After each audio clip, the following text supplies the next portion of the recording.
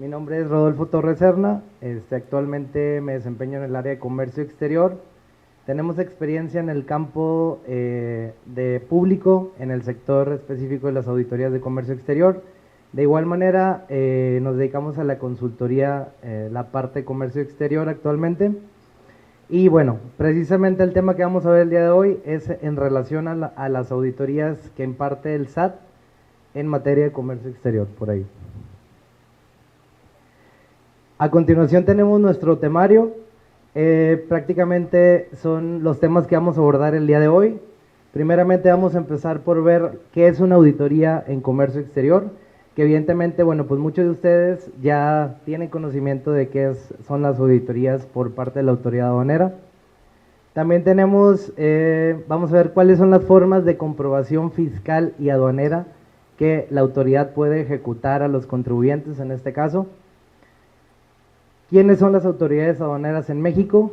Actualmente existen varias autoridades aduaneras, entonces vamos a ver cuáles son esas autoridades que pueden fiscalizar a los contribuyentes en el área de comercio exterior. ¿Qué es una visita domiciliaria y cuál es su objetivo? Prácticamente parte de las facultades de comprobación que tiene la autoridad aduanera en este caso son las visitas domiciliarias en materia de comercio exterior. Vamos a ver qué son las visitas domiciliarias y cómo se practican, ahora sí que posterior al despacho de las mercancías. También tenemos cuáles son los requisitos que deben contener las órdenes de visita domiciliaria. Más adelante vamos a explicar qué es una orden de visita domiciliaria, para qué sirve y prácticamente dónde se puede ejecutar como tal. Vamos a ver un poco acerca del 146 de la ley aduanera. También tenemos inicio del procedimiento administrativo en materia aduanera en relación a las visitas domiciliarias. Vamos a ver paso a paso qué es un procedimiento administrativo en materia aduanera y quiénes pueden ejecutar este procedimiento. Posteriormente, bueno, esta conferencia se divide en dos etapas. Es primeramente la etapa teórica, que vamos a ver principalmente cuáles son las bases de las auditorías, cuáles son las bases en este caso de las facultades de comprobación que tiene la autoridad aduanera, y posteriormente, bueno, vamos a tener una parte práctica que va a ser la segunda sección de esta conferencia, y vamos a realizar prácticamente una auditoría, vamos a dividir equipos y ahorita más adelante les voy a explicar cuál va a ser la mecánica de la actividad para llevar a cabo prácticamente una auditoría casi, digamos, vamos a llevarla a la práctica de qué es todo lo que veamos en el curso el día de hoy. Vamos a elaborar equipos, como ya les dije, y posteriormente, bueno, las instrucciones de la actividad. Veo que, bueno, me comentaron que había alumnos de diversos cuatrimestres en este caso. Por ahí me pueden decir qué cuatrimestres. ¿Ven? Cuarto, ¿qué más? Séptimo. ¿Hay de primero? ¿Sí? ¿Cuántos son de primero? Levanten la mano. Muy bien. ¿Y quién va de séptimo para arriba?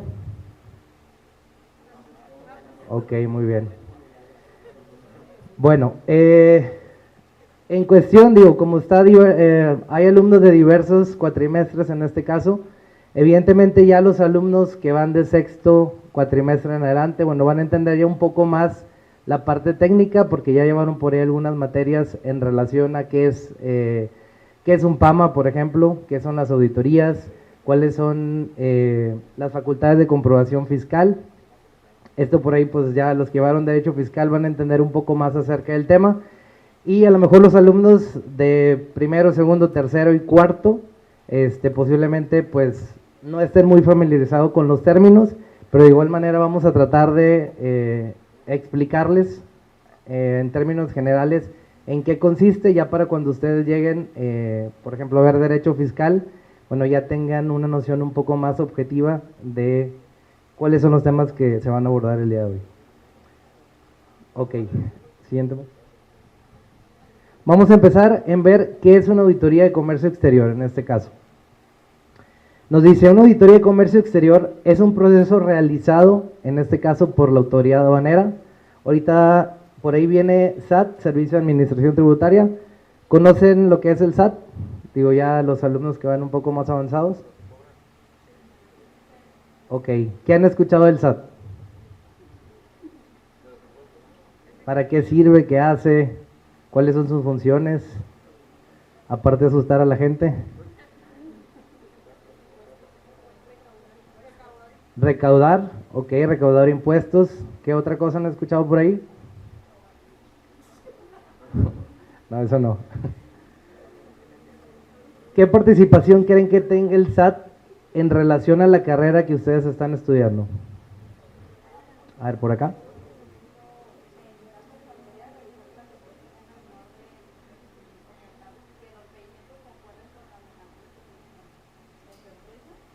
Ok. Ok. Verificación de documentos de procedencia extranjera, pudiese ser. Ok. ¿Alguien más que tenga otra opinión al respecto? Digo, los alumnos que han de séptimo, octavo, por ahí. Digo, el SAT no solamente se dedica prácticamente, bueno, la principal función, digamos, que es la recaudación de impuestos, federales en este caso. El SAT tiene muchas áreas, en todo caso. Tenemos la parte de los impuestos fiscales, por así decirlo, y la parte de los impuestos al comercio exterior, que prácticamente es lo que nos interesa a nosotros como especialistas de comercio exterior. Entonces, el SAT comprende toda la parte de recaudación, tanto de ingresos, digamos, que entran nacionalmente, como los ingresos que entran por mercancía de procedencia extranjera, en este caso. Que bueno, todo esto relativo se genera relativo a las importaciones y exportaciones que bueno, los contribuyentes realizan para importar o exportar productos de México o hacia provenientes del extranjero. Bueno, nos dice, estas revisiones son frecuentes y se realizan a empresas que llevan a cabo operaciones de comercio exterior con el fin de detectar irregularidades. Bueno, prácticamente una de las principales finalidades del SAT es verificar el cumplimiento de las disposiciones fiscales aduaneras. ¿Qué quiere decir esto? Bueno, si los contribuyentes están declarando, por así decirlo, algún cierto impuesto o alguna tasa, o por ejemplo ya en el ramo de comercio exterior, están declarando por ahí una fracción arancelaria.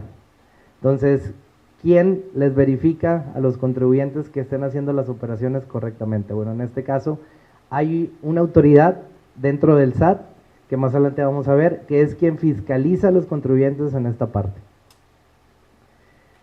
Dice, si eres notificado de una auditoría de comercio exterior y tu empresa lleva operaciones de manera correcta y expedientes de comercio exterior completamente integrados, podrás comprobar a través, en este caso, de tus operaciones que la empresa funciona correctamente.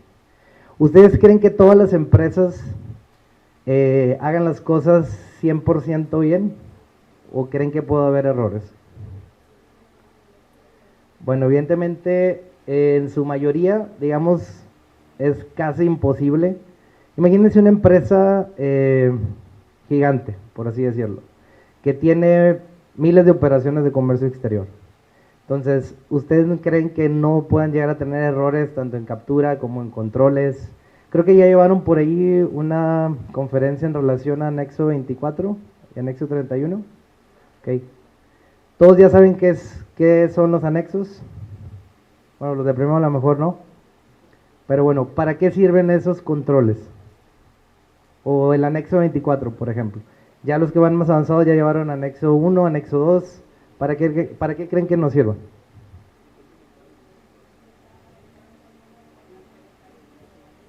¿Cómo, perdón? Ok, mantener un control de la mercancía que entra y sale. Perfecto. Prácticamente, pues como lo dice la compañera, el anexo 24 es un control interno que las empresas llevan para controlar todas las entradas y salidas de la mercancía temporal que está entrando, en este caso, al país.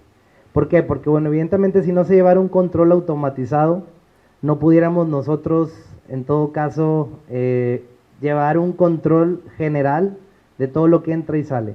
Porque si bien es cierto, esa característica de llevar un anexo 24 es para las mercancías que tienen una temporalidad, en este caso. Entonces, según la ley banera, si tú introduces una mercancía que tiene una temporalidad Por ejemplo, si es materia prima, ¿alguien sabe cuánto es la temporalidad de la materia prima? 18 meses, ¿ok? Entonces, si la empresa importa 10,000 tornillos, digamos, en un mes, ¿ustedes creen que esos 10,000 tornillos, cómo pueden ustedes comprobar que evidentemente salieron? Porque ningún tornillo se puede quedar, digamos, dentro de la empresa. Todo lo que entra exactamente tiene que salir. Si no se le comprueba a la autoridad que un solo tornillo está saliendo del país, por así decirlo, pues en este caso sí estamos haciendo las cosas mal. Entonces, evidentemente para eso son este tipo de controles. ¿Y por qué les comento esto? Bueno, el anexo 24, evidentemente, pues es un software que se contrata con un proveedor externo y se lleva dentro de una maquila, por así decirlo. Pero bueno, ¿quién valida que evidentemente ese software esté funcionando correctamente? El SAT, es correcto. Entonces, de ahí es donde surgen la parte de las auditorías de comercio exterior. ¿Ok? ¿Por qué? Porque evidentemente yo puedo pensar que estoy haciendo las cosas bien y en determinado momento a lo mejor estoy emitiendo algún dato, no estoy descargando bien los pedimentos y puedo seguir haciéndolo durante años, ¿verdad? Entonces, en este caso, el SAT, a través de las auditorías de comercio exterior, va y revisa las empresas y valida, evidentemente, que se esté llevando el correcto funcionamiento de ese control y también el llenado de los pedimentos, que esto es muy importante.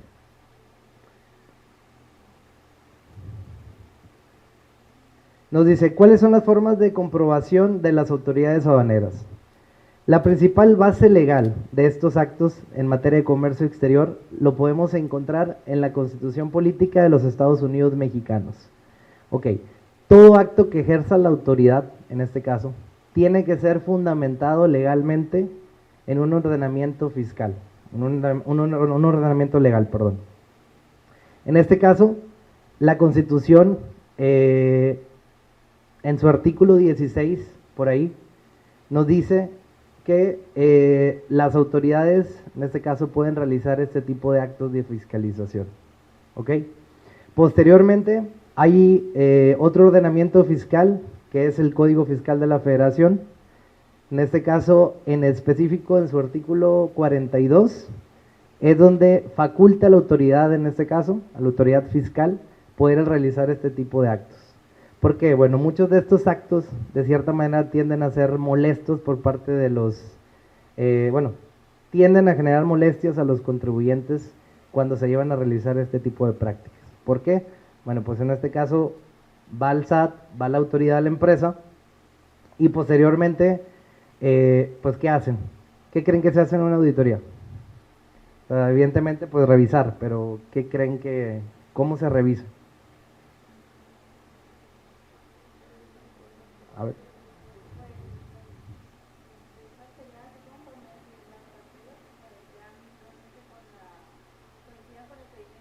Ok.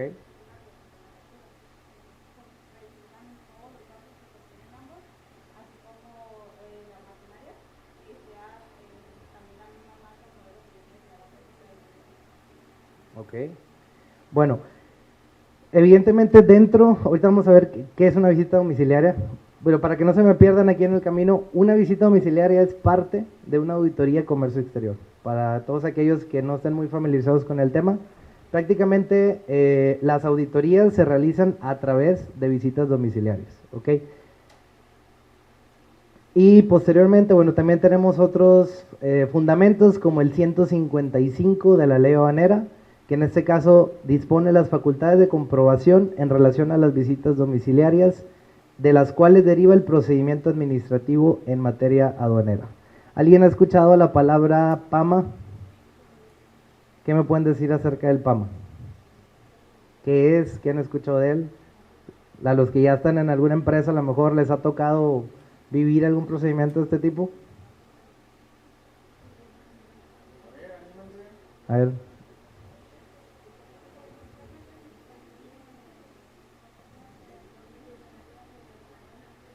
Ok. Ok.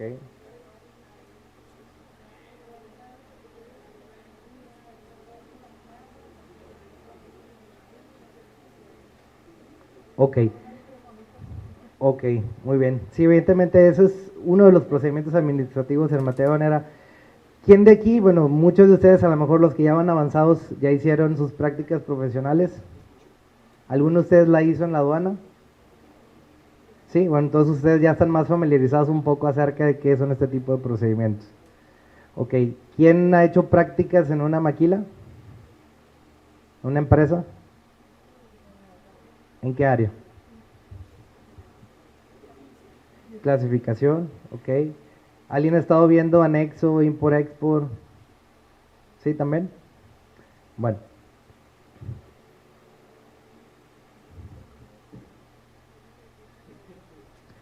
¿Quiénes son las autoridades aduaneras en este caso en nuestro país? Cabe resaltar que hace algunos, bueno, 2 años atrás, digamos, únicamente existía una autoridad aduanera. En este caso era el SAT, ¿ok? Recientemente se crea lo que es la Agencia Nacional de Aduanas en México. Aquellos que estuvieron en la aduana, posiblemente, bueno, pues estuvieron en el SAT. ¿Ahorita hay alguien en la aduana actualmente? ¿Sí? Ok, bueno, pues ya todo es, ya no es SAT prácticamente, ya es ANAM, digamos. Que vienen haciendo los mismos actos de fiscalización, viene siendo lo mismo, pero únicamente, bueno, por ahí por un decreto que se emite por presidencial, pues se cambia, se separan las aduanas del SAT actualmente y se creó esta agencia de nacional de aduanas prácticamente. Pero las facultades siguen siendo las mismas, siguen siendo por código fiscal, siguen siendo por ley aduanera, evidentemente lo único que cambió fue el nombre prácticamente. Ok. Ambas autoridades pueden ejercer lo que es un PAMA, un procedimiento administrativo en materia aduanera. Ok. El PAMA que me comentaron, bueno, era un PAMA por parte de la aduana. Aquí vamos a diferenciar lo que es despacho aduanero y posterior al despacho aduanero. En este caso, los PAMAs pueden aplicarse dentro del procedimiento de despacho aduanero o posterior al despacho aduanero. ¿Alguien sabe cómo se aplica un PAMA dentro, bueno, dentro de un despacho aduanero? Hay las etapas de verificación y todo eso, ¿sí? ¿Alguien que esté familiarizado con eso? Los que estuvieron ahí en la aduana.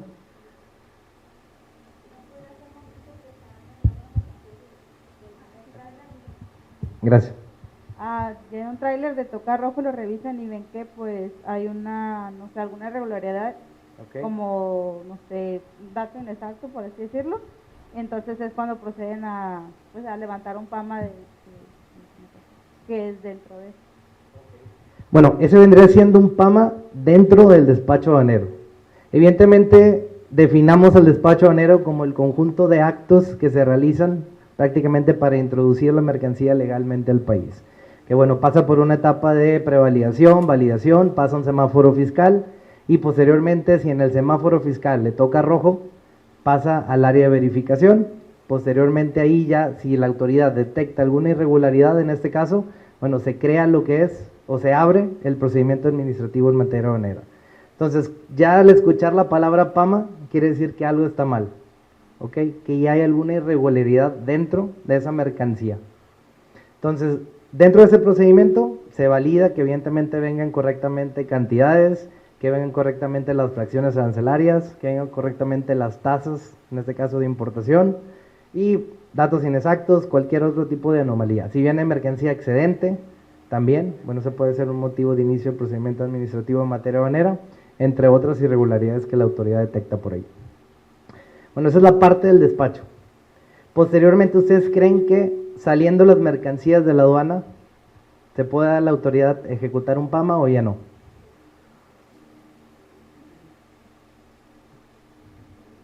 ¿Sí? A ver, ¿quién dijo sí?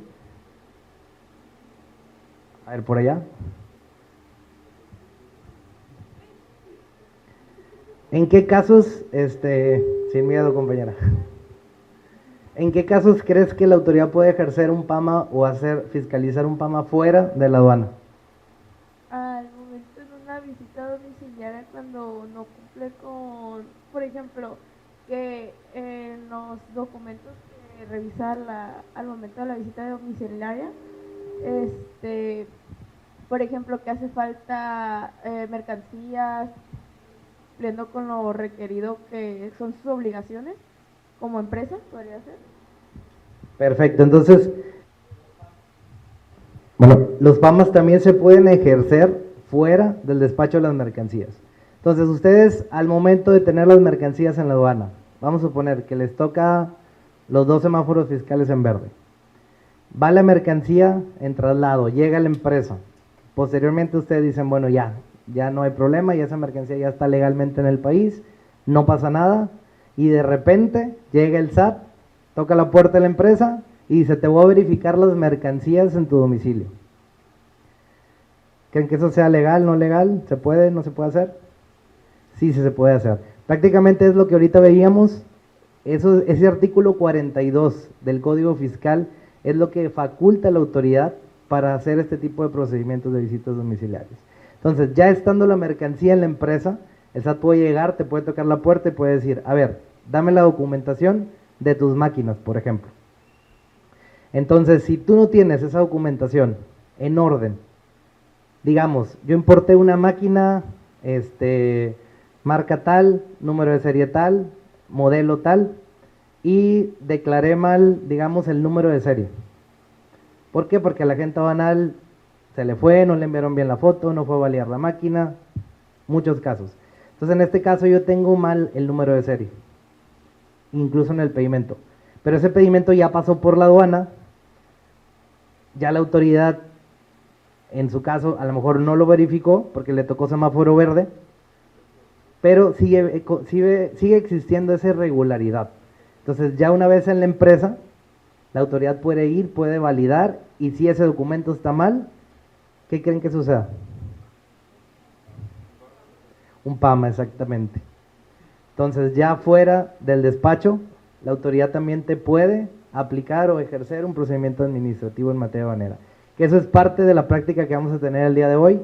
Vamos a hacer la simulación de un PAMA dentro de una empresa y de la verificación de mercancías, para que ustedes también puedan detectar ese tipo de errores al momento de llenar el pedimento, que ustedes digan, ¿sabes qué? Se tiene que llenar así. ¿Por qué? Porque es muy importante. Digo, si ustedes no van a trabajar en la aduana, pero van a trabajar en una agencia aduanal, van a trabajar a lo mejor en la empresa. Entonces, la parte del llenado de pedimentos o de transmitir la información a la agente aduanal les va a tocar a ustedes como especialistas en el área de comercio exterior. Entonces, ahí ustedes tienen que validar, digo, porque sí es responsabilidad de cierta manera compartida de la agente aduanal, que es quien elabora el pedimento, pero muchas veces el agente aduanal transmite el pedimento o la proforma a la empresa, y si la empresa dice que está bien, pues en este caso el pedimento se paga, se modula y así cruza la mercancía. Entonces, ahí ustedes pueden ser un filtro para detectar aquellas irregularidades que en su caso se pueden llegar a cometer para evitar este tipo de auditorías, en este caso. Ok. Ya entrando un poco en la materia, vamos a ver qué es una visita domiciliaria y cuál es el objetivo. Bueno, como ya lo explicamos, una visita domiciliaria es parte de las auditorías de comercio exterior, en donde la autoridad verifica que los contribuyentes hayan cumplido con sus obligaciones relacionadas a la importación y exportación.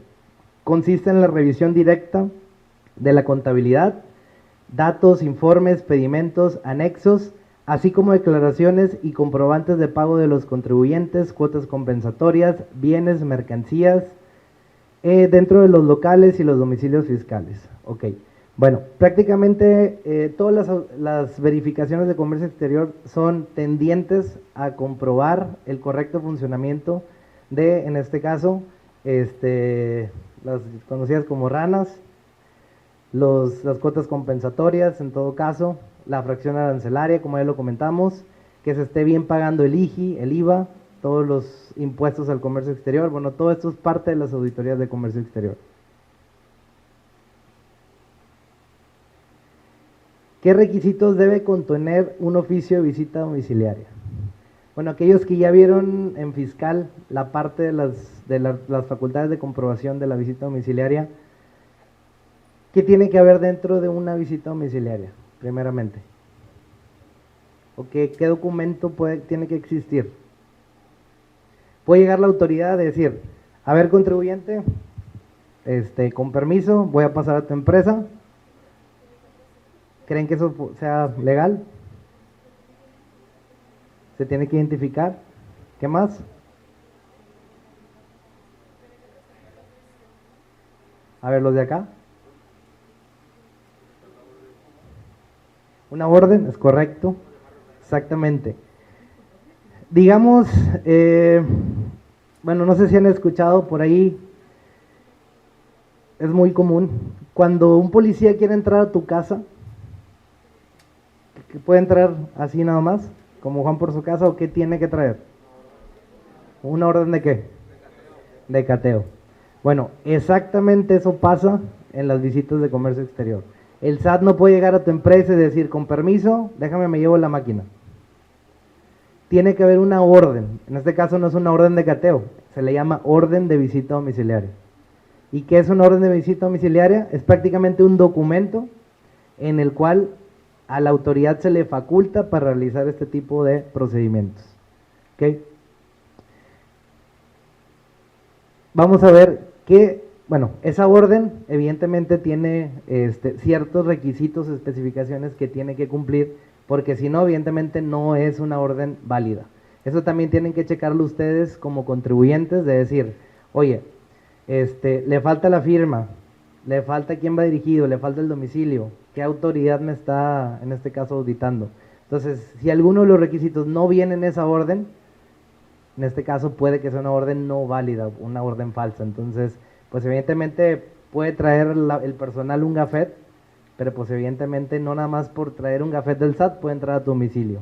Tiene que traer un oficio en el cual venga dirigido, en este caso, al representante legal de la empresa, y posteriormente, una vez recibido, ya se le puede dar acceso a la autoridad a realizar la visita domiciliaria. Entonces, estos son parte de los requisitos que debe contener ese oficio o esa orden de visita domiciliaria. Nos dice, primeramente, hacerse por escrito en documento impreso. No la puede llevar digital. Oye, ¿te envié el correo la orden? No, tampoco. Tiene que ser forzosamente un documento impreso. Contener correctamente los datos como son nombre, en este caso el nombre de la empresa, va dirigido a maquinaria y herramental SSB, por ejemplo. Tiene que tener la razón social de la empresa, no el nombre comercial, tiene que ser la razón social. Dice siempre que el mismo se encuentre en el RFC. Bueno, evidentemente tienen que ser empresas registradas ante el SAT para que puedan tener su denominación fiscal correctamente.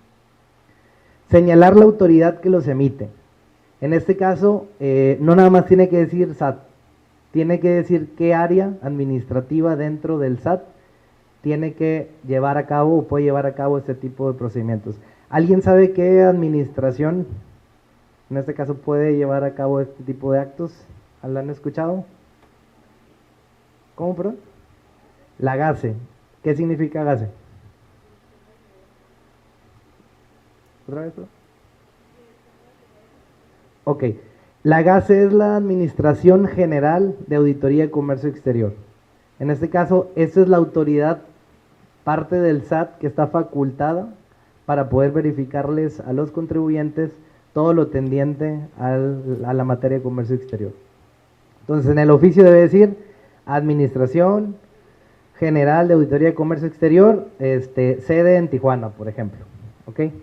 Porque, bueno, no todas las, no, por ejemplo, la administración de Tijuana no me puede ir a auditar, digamos, a Nuevo León.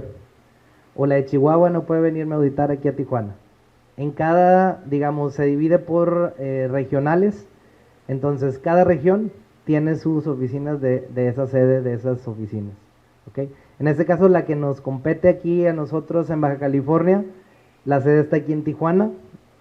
Las oficinas están ahí cerca de la línea de Otay, y tiene circunscripción en este caso lo que es Baja California Norte, Baja California Sur y en este caso Sonora también.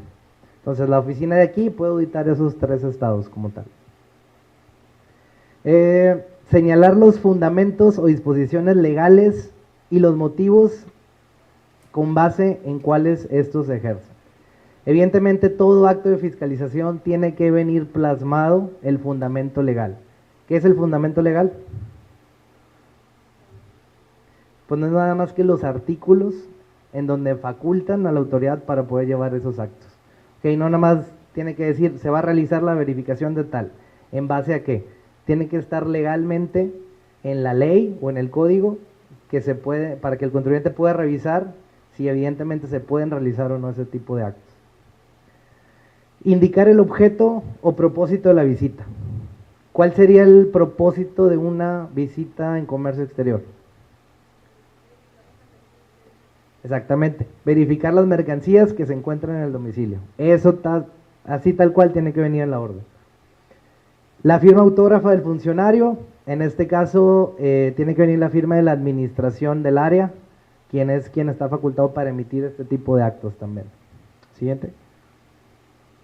El lugar o los lugares donde se debe practicar la visita domiciliaria. Bueno, en este caso tiene que venir el domicilio fiscal de donde la autoridad está actuando. No puede venir el domicilio de Ensenada cuando yo estoy digamos, en una bodega en Mexicali. Entonces tiene que venir el domicilio fiscal donde se esté actuando. Y ojo, estas órdenes van dirigidas al domicilio fiscal. No pueden ir a la bodega, no pueden irlo a notificar a la oficina, a la sucursal de ventas. Tiene que ser donde esté el domicilio fiscal. ¿Ok? El nombre impreso de los o los visitadores que efectuarán la visita. Tienen que venir todos los nombres de quien va a entrar al domicilio. Ese es un requisito que tiene que traer la orden también. Si una persona que se dice llamar Juanito Pérez no viene dentro de ese oficio, no le pueden dar acceso a ustedes al domicilio. Tiene que venir el nombre completo de todas las personas que van a tener acceso al domicilio. Él o los ejercicios y periodos y obligaciones fiscales, incluyendo los relativos a bienes y mercancías, que es lo que comentábamos también. Tiene que decir que se va a verificar la mercancía de procedencia extranjera. Bueno, prácticamente ya lo de abajo es lo mismo. Ojo con estos requisitos porque ahorita yo les voy a dar una orden y ustedes tienen que comprobar que vengan todos esos domicilios. ¿Ok? Si le falta alguno en este caso, pues no se puede llevar a cabo la visita.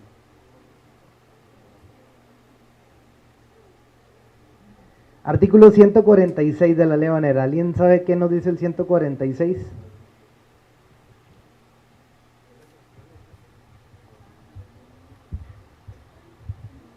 Habla de los documentos que amparan el manejo y el transporte de las mercancías que vienen del extranjero. Okay. Que ampara, perdón, dijiste, el transporte o manejo o posesión de esas mercancías. La tenencia y estancia de la mercancía. Eso es lo que nos habla este artículo. Entonces, este artículo de la Ley Banera nos dice, para tú poder comprobar que esta máquina, digamos, es legal, tienes que tener 3 cosas. Bueno, puedes tener 3 cosas. La primera nos dice, documentación aduanera que acredite su legal importación, los documentos electrónicos digitales, de acuerdo a las disposiciones fiscales aplicables, que para efecto emite el SAT. ¿Qué quiere decir esa fracción 1? No lo dice ahí, pero es algo que todos ustedes ya conocen. ¿El qué? El CFI, pero ¿cuál CFI? La factura, no. Esa sería la tercera. Eso, sí, ahí lo traen, ¿qué? El pedimento, es correcto. Esa fracción 1 nos habla, no te lo dice ahí, tal cual no va a decir el pedimento, pero esa redacción significa únicamente el pedimento. Si tú tienes una máquina que viene de Suiza, tiene que tener un pedimento. ¿Por qué? Porque es la manera de demostrar que cruzó por la aduana. Van a decir, bueno, a lo mejor, ¿por qué tiene que, o sea, evidentemente si está en México, pues tiene que haber cruzado por la aduana, ¿no? Es la lógica, ¿verdad? Pero pues evidentemente no, a veces pues hay errores. Por ejemplo, si estamos hablando de mercancía que no es tan voluminosa, no sé, ropa, accesorios, qué sé yo, todo eso también tiene que tener un pedimento. Pero pues eso a lo mejor yo lo puedo meter en una cajuela de un carro, paso y ni siquiera lo estoy importando. Entonces esa mercancía no tiene pedimento. ¿Ustedes creen que todo lo que esté en las pulgas, todo lo que esté en cierto tipo de los moles clandestinos o como le quieran llamar, creen que eso tenga pedimento? ¿Sí? ¿No? Digo, puede darse el caso que sí, pero pues no lo estarían vendiendo ahí, ¿verdad? Bueno, toda esa mercancía no tiene pedimento. Entonces, ¿qué quiere decir? Que esa mercancía, ¿qué? Pues está ilegal. No cruzó por la aduana, evidentemente. Entonces, definitivamente esa mercancía puede llegar la autoridad y te la quita cruzada de brazos. ¿Por qué? Porque no está legalmente en el país, no tiene ese documento. El 146 también nos dice, aparte del pedimento, tengo que tener una nota, bueno, pueden tener una nota de venta expedida por una autoridad fiscal o un comprobante fiscal digital que reúna los requisitos del Código Fiscal. ¿Qué vendría siendo esto? Lo que me comentaron ahorita. El CFDI o la factura, exactamente. ¿Por qué lo separa ahí? ¿Un documento tiene que tener los tres o puede tener nada más, tiene que tener nada más cualquiera de ellos? Cualquiera de ellos, exactamente. O sea, yo puedo tener o factura o puedo tener un CFDI. ¿En qué casos la mercancía va a tener un CFDI o una factura? ¿Cuándo qué? Si la traigo del extranjero, tiene que tener un pedimento. Si la compro nacionalmente, ¿qué va a tener entonces? Una factura. Pero imagínense, si traigo una máquina comprada en México que tiene factura, pero la máquina dice Suiza, ¿es válido que me presente la factura el contribuyente o no? ¿Cómo? Ah, la compró en México, exactamente. Aunque traiga procedencia extranjera, pero aquí la ley dice, con que me compruebes con cualquiera de los tres, es válido. Entonces yo puedo presentar una factura o puedo presentar un pedimento, ¿ok? Cualquiera de los tres. Ok, inicio del PAMA en las visitas domiciliarias. Vamos a ver rápidamente paso a paso, pongan atención porque prácticamente esto es en relación a la actividad que vamos a realizar. Vamos a ver qué es un PAMA, digo, no, evidentemente no lo vamos a hacer de principio a fin. ¿Alguien sabe cuánto dura un PAMA? ¿O cuánto es el plazo legal que puede tener? 4 meses, es correcto. Bueno, entonces pues nos llevaría 4 meses hacerlo, ¿verdad? Entonces vamos a sintetizar prácticamente nada más el inicio de este procedimiento. Pero cabe mencionar, vamos a ver todos los pasos que tienen que ver. Obligaciones de los contribuyentes. Bueno, vamos a empezar. ¿Cuál es la obligación que tienen los contribuyentes? Nos dice, tienen la obligación de amparar en todo tiempo la legal estancia, transporte, manejo de mercancías de procedencia extranjera, con la documentación aduanera, en todo caso los pedimentos y las facturas, como ya lo vimos. Ok, esa es una obligación que tienen las empresas que tener, amparar con uno de los tres documentos que vimos, fracción 1, fracción 2 o fracción 3, para poder demostrar a la autoridad que ya está legalmente esa mercancía. Bueno, ya dijimos que eran las facultades de comprobación. Nos dice que el SAT es una autoridad aduanera que cuenta con las facultades, ya lo comentamos, es la GACE. A veces van a ver las siglas de ADACE, pero es lo mismo. Prácticamente la DACE es el hijo de la GACE, son las oficinas que están regionalmente. La GACE digamos que es la oficina general, pero es prácticamente lo mismo. Así como otras entidades federativas como el SAT de Baja California. Aparte del SAT, y digamos la ANAM, también hay otra autoridad adicional que nos puede verificar, que es el Estado. Hay una parte en el Estado que es parte de fiscalización de comercio exterior, que ellos hacen exactamente lo que hace el SAT, pero digamos que lo hacen en apoyo a lo mismo que hace la autoridad aduanera. Ellos también tienen esa facultad, se les extiende la facultad aduanera para que ellos también puedan verificar o fiscalizar a los contribuyentes. Así que si les llega el Estado y ven que no dice SAT, pues no digo, también pueden tener acceso. Tienen las mismas facultades el Estado de Baja California. Siguiente. Ok, inicio del PAMA. Vamos a ver los puntos esenciales que tenemos que identificar de principio a fin. Pasamos al punto número 1. Ok. La autoridad aduanera inicia la visita domiciliaria en el domicilio del contribuyente cumpliendo con los requisitos de la normatividad fiscal. Esto ya lo vimos. ¿Cuáles son los requisitos? Bueno, tiene que traer una orden, tiene que tener los requisitos, tiene que estar facultado dentro del código, todo eso. Segundo, cuando durante la visita domiciliaria se encuentra mercancía de procedencia extranjera, se procede a embargarla precautoriamente, puesto que no fue proporcionada la documentación aduanera. Es lo mismo que pasa en un PAMA dentro del despacho.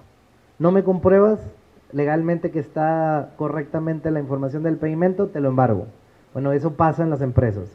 No me compruebas con el pedimento, llego SAT, yo te veo una máquina, te digo, dame el pedimento de esa máquina. Si esa máquina no tiene el pedimento, ¿qué pasa? Se la llevan. Sí se la pueden llevar. ¿Ok? Entonces, esa es la importancia.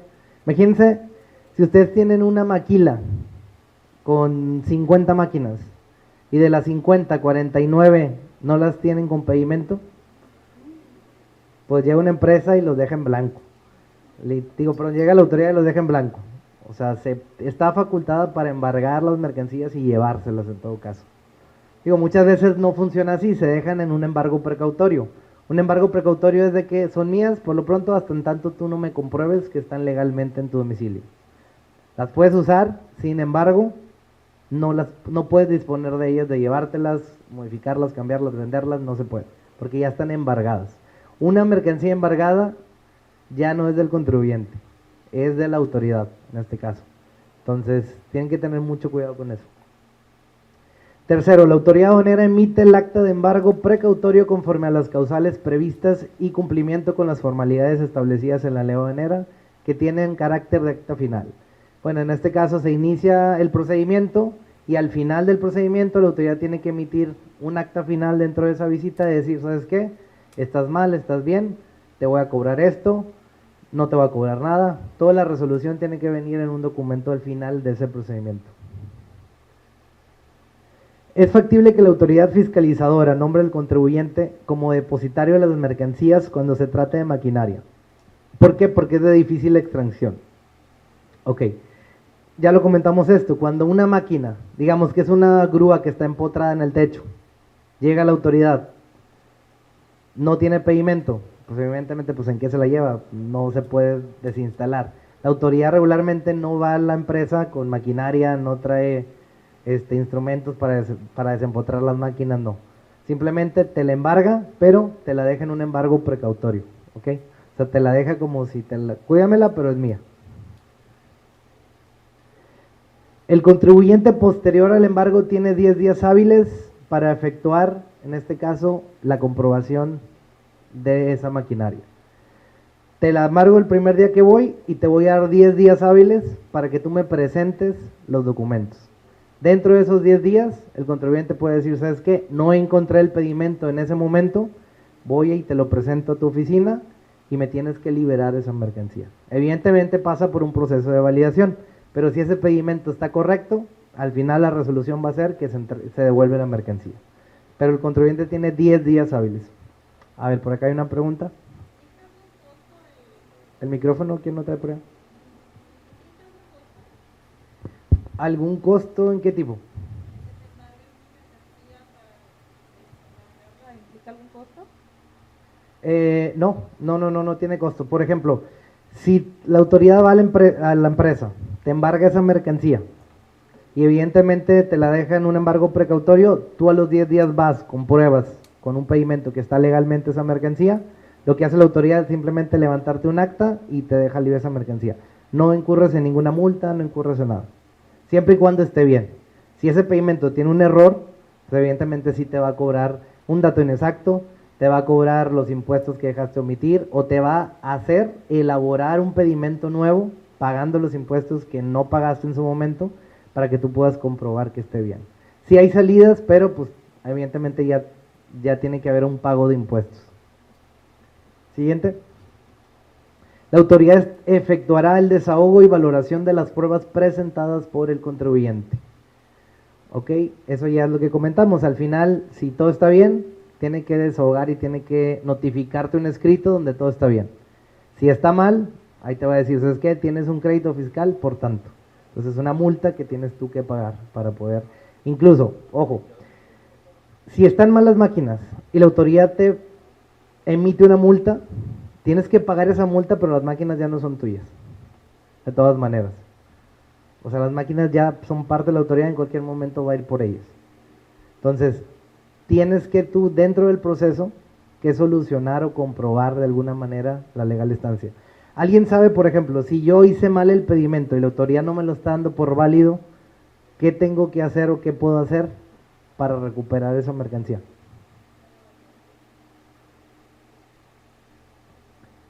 ¿Creen que puedo hacer otro pedimento en ese momento? ¿No? Regularizar, es correcto. ¿Qué clave, o sea, cuál es la clave para regularizar? ¿Hay una clave de pedimento? No. Un R1, qué bueno que lo mencionan. ¿Quién sabe qué es un R1? Una rectificación. ¿Y qué se hace en una rectificación? ¿Se rectifica qué? Algún dato, algún error, algo que tenga el pedimento. ¿Ok? ¿Cuánto nos cuesta hacer un R1? Los que ya están en una agencia aduanal o quién sabe. ¿Quién está en una agencia aduanal de aquí? Por acá, a ver, ¿cuánto nos cuesta hacer un R1? Pues yo creo que únicamente la prevalidación, ¿no? O sea, pagar la prevalidación y se rectifica, se modifica ese pedimento y ya. ¿Creen que se puede hacer eso dentro de un PAMA? No, ¿por qué no? ¿Dónde dice por qué no? Bueno, si no se puede. Hay un artículo en la ley aduanera, que es el artículo 89, en este caso, que nos dice que no se pueden hacer rectificaciones de los pedimentos dentro de las facultades de comprobación. ¿Qué es una facultad de comprobación? Esto que estamos viendo, una auditoría. Si yo tengo una auditoría, yo no puedo hacer una rectificación. ¿Por qué? Porque es muy fácil decir, me equivoqué, te lo corrijo, punto. Entonces, la finalidad de la auditoría no es eso. Es, evidentemente, si estás mal, paga lo que dejaste de pagar. Entonces, ¿qué se tiene que hacer? Una 3, que es una regularización de pedimentos, en todo caso, pero una 3 no es lo mismo que en un R1. En un R1 simplemente le quitas origen China y le pones origen Taiwán. En una 3, lo que vas a hacer tú es volver a pagar los impuestos que tú omitiste al momento de ingresar esa mercancía. O sea, tienes que pagar todos los impuestos. Entonces, sí se puede corregir ese error dentro de un procedimiento, pero se tiene que elaborar un pedimento nuevo de origen pagando todos los impuestos que tú no pagaste en un inicio. Dice, la autoridad aduanera emitirá la resolución en un plazo no mayor a 4 meses, contados a partir de que quede debidamente integrado el expediente. Bueno, esto ya lo comentamos. Un PAMA puede extenderse a no más de 4 meses. ¿Qué pasa si un PAMA, me notifican la resolución de un PAMA al 5.º mes? ¿Se puede o no se puede? Exactamente, sí se puede notificar, pero ya no tiene validez. ¿Por qué? Porque la ley nos dice que son en un plazo no mayor a 4 meses. Si excede esos 4 meses, ya no tiene validez. En resumen, bueno, pues ya vimos, es importante que los contribuyentes cuenten con el expediente electrónico para ubicar las mercancías correctamente. Y bueno, ya también el último punto nos habla que existen medios de defensa que el contribuyente puede utilizar. Digamos, son herramientas legales que a lo mejor puede utilizar el contribuyente para defenderse de este tipo de actos. Pero bueno, eso ya estaríamos entrando en otro tema de medios de defensa. Pero dentro del procedimiento administrativo, estas son las opciones que se puede tener.